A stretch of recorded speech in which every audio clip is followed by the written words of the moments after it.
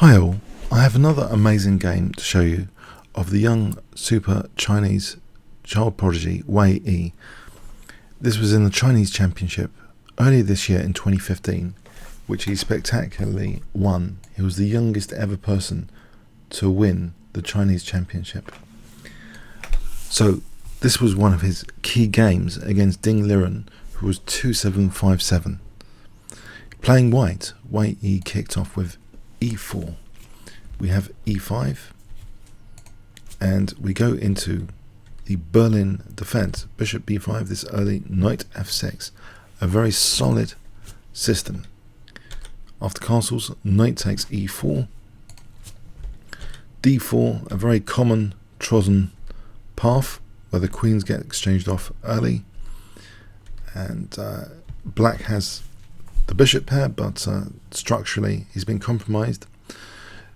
One of the greatest super GMs, I believe at the moment, is Caruana with the white side, often making use of the pawn majority on the king side that exists, and recently beaten Magnus Carlsen, in fact, in this variation at the time of this video. So here there are three main choices. It seems Nxe4 is very popular, about 3,000 games. There's a check, that's popular. Also h3, that was played. So we carry on the game continuation. King e8 is often played here, but this is also another idea. Bishop d7. We have rook d1. Quite often knight c3 again is common here. Bishop e7. g4, the knight goes here. That takes. Bishop takes. Knight d2. So again, we're still in, there's a few games even from this position. Very heavily analysed variation, Berlin.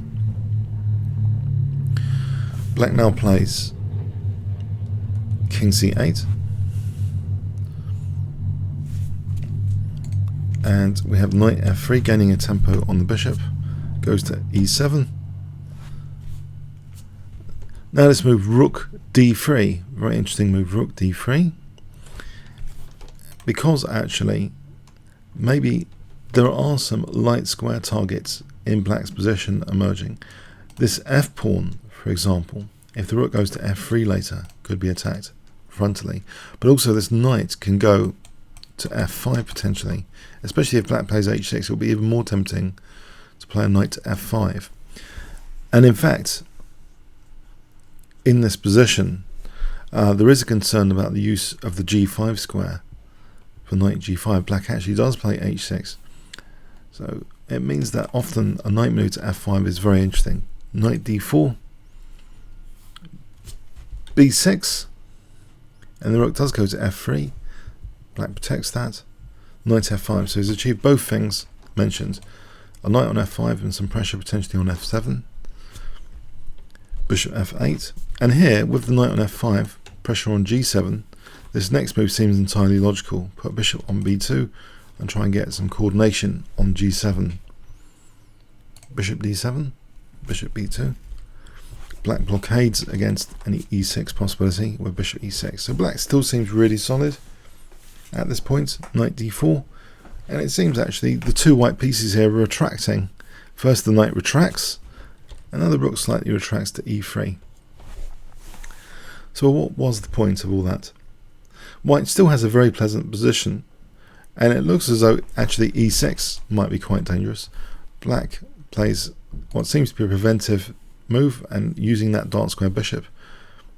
c4, and now again it seems black's pieces are retracting potentially after c4. So what is being achieved here by either side? Well, the kingside pawn majority is underneath all of this. This 4-3 here, we see this move f4, but it seems very double-edged. Surely this diagonal is quite dangerous. Isn't this knight a bit loose? Okay, f5 seems very, very interesting for white. That's kind of prevented. g6. Rook f1 trying to get behind f5. It's the thematic break in the position. We have king b7. King g2 trying to get out of this dangerous diagonal. Black now puts pressure on that d4 point with rook ad8. And now we have rook d3. Now, here, yeah, things are getting a bit scary for this f5. Maybe radically, if black wants to just try and secure the position against f5, some prophylaxis maneuver might be interesting, like taking on d4 and then maybe even rook g8, just to prevent f5 and opposite coloured bishops. If white's got the dark square bishop, there shouldn't be any trouble really. But black was very tempted here to play this next move, h5. It seems extremely tempting to play this. If white can be encouraged to play g5, then it looks as though black will be clearly better. And also, yeah, it's extending the scope of the rook. It seems in general very dangerous for white to do this. Now if white did a routine move here, I mean say g5, this really isn't very good for white at all. Bishop takes. We have exchange here. This position is very, very pleasant for black, controlling that d file, and the pawn's fixed. That's really a dead position for white. So let's see, this position up to h5. Can you guess, if I give you 5 seconds to pause the video, what white to play here? What did Wei Yi play in this position? It's a really remarkable deep move at move 28. If you haven't seen this, I urge you to pause the video and study if you want to test your ideas of middle game to end game tactics. Actually, it's not just about mating. So it's a very, very deep move here that is played. If I give you 5 seconds starting from now, what would you play with white?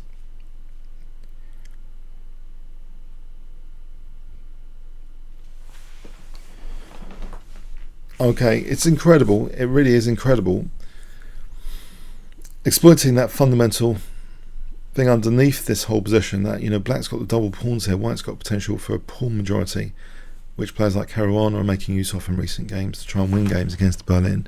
But here, in spectacular fashion, white plays knight takes e6, sacrificing the exchange. So black takes on d3. There's not much advantage in doing anything else. White's still gonna say do that, then white's still got f5 on the cards potentially. Or no, even worse here, just reinforce the d file, and white will be looking forward to things like f5 later. No, black snaps up the exchange. Then we have knight takes c5 check, and the point here is revealed, starting to be revealed, in e6, hitting the rook. And in fact, it seems this pawn is really difficult to do something about. It's an incredible position. But it seems, because the king's over here, away from these pawns, the passed pawn potential is actually more dangerous than usual. Black played here rook hd8. Say black tries to just protect this pawn, then bishop g7 is strong here. So say the rook moves, then e takes, and then we're queening with advantage. So black played rook hd8.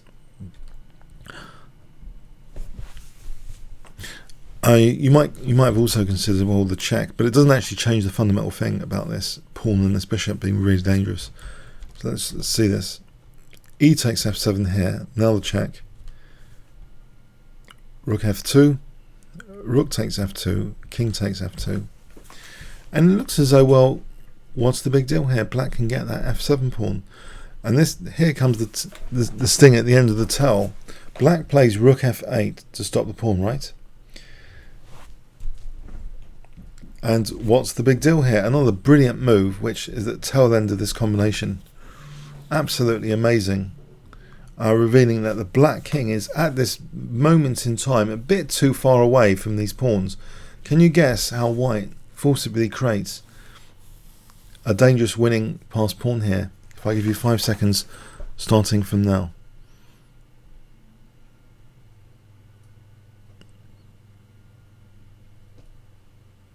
Okay, f5. It also seems a little bit unfortunate. Hang on, the king's also on the f file. Does that matter? Well, not really. Okay, black has to stop this, because that will be completely winning. So black plays rook takes f7. And here, can you see what white plays? Again, 5 seconds.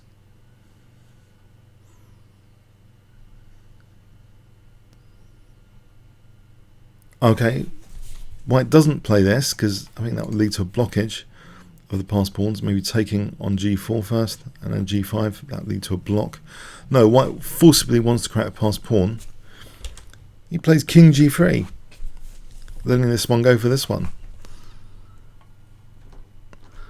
G takes f5, g5, and this position, believe it or not,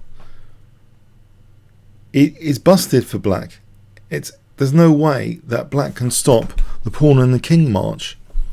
But I'll put it on Kbitsa just to demonstrate some stuff here. But black actually resigned here.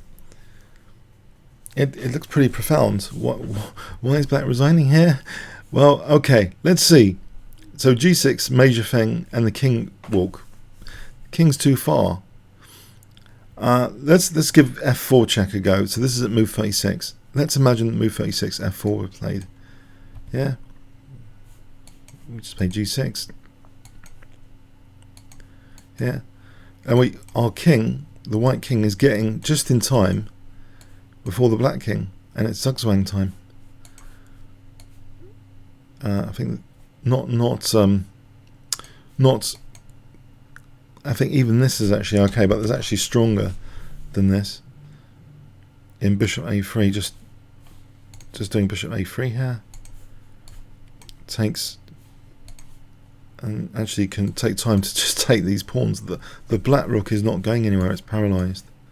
Just take these pawns and casually bring the other one up at even, or just even take this third dark square pawn and then bring the other one up. It's a totally hopeless position for black. If we look at this final position, just rewind. I'm taking off that stuff. So here, king g3 takes g5. So that was an example with f4 check. h4 check might be a little bit trickier actually, because there's a little trick here on king takes. There's f4, and that's actually apparently this position is maybe tenable for black somehow. This position, believe it or not, but there's a better way of playing this after h4 check. This little trick. White just carries on with the king, ignoring that. Here, king f4, and then carries on with g6, and then we get this situation where, yeah, g7, and again, you know, the black rook is kind of helpless here. White's just making progress with that pawn. It's pretty helpless again. We reached that helpless state of affairs with the rook. So yeah, white forcibly, with this combination in the middle game, gets this situation where, pardon me, where black is totally helpless after this king g3. It's remarkable, but g5, there's just no way that black can save this position if white's very careful. It's an incredible game. It just shows one of the underlying aspects of the Berlin defense, that actually it is crackable based on pawn structure. It seems there's opportunities to get a very dangerous passed pawn on the king side. So some of the recent losses in the Berlin at the high level are showing this feature of the Berlin defense. Okay, hope you got something out of that. Comments or questions on YouTube. Thanks very much.